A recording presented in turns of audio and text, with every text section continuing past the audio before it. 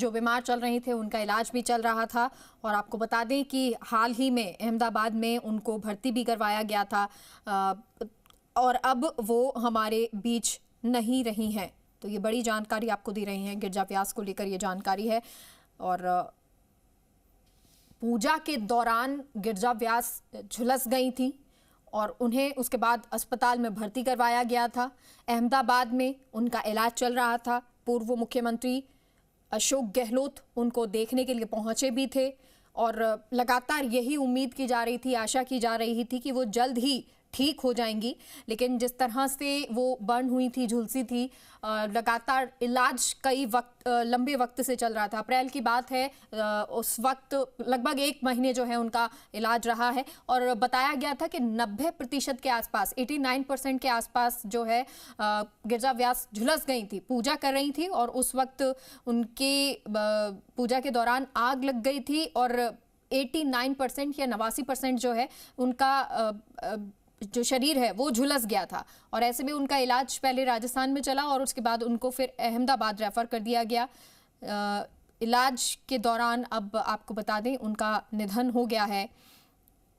Doctors ने उस वक्त बताया भी था कि उनका पुनः स्वस्थ होने में काफ़ी समय लगेगा। आईसीयू में उनको भर्ती करवाया गया था उस वक्त में और लगातार जो है उनकी निगरानी रखी जा रही थी और कहा गया था कि ना सिर्फ झुलसने से बल्कि उनके सिर में लगने की वजह से मस्तिष्क में गंभीर चोट आई है।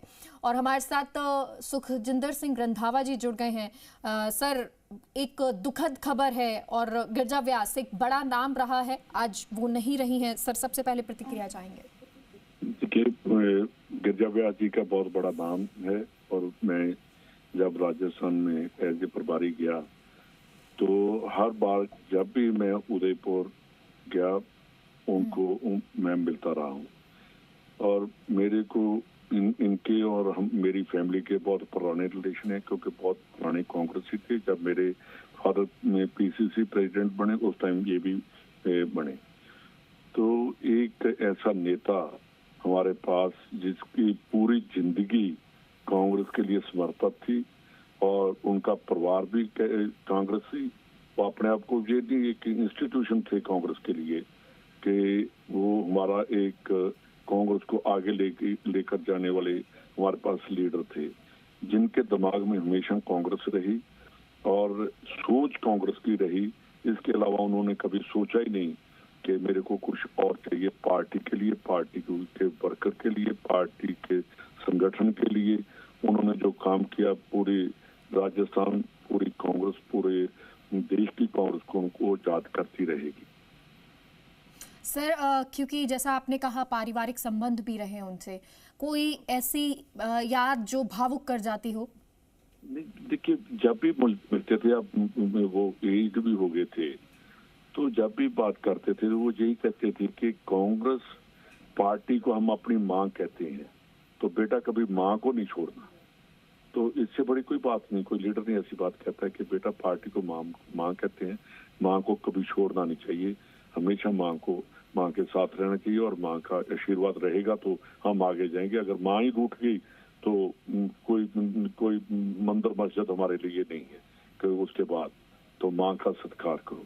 ये उन्होंने कई बार मेरे को कहा। जब मैं पार्लियामेंट और असेंबली के इलेक्शन में गया, वो साथ वहाँ राहुल जी भी गए।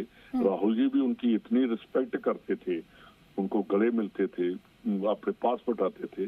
तो ये तो कांग्रेस का कल्चर है कि जो हमारे बड़े लोग होते हैं हम उनकी रिस्पेक्ट और जो उनका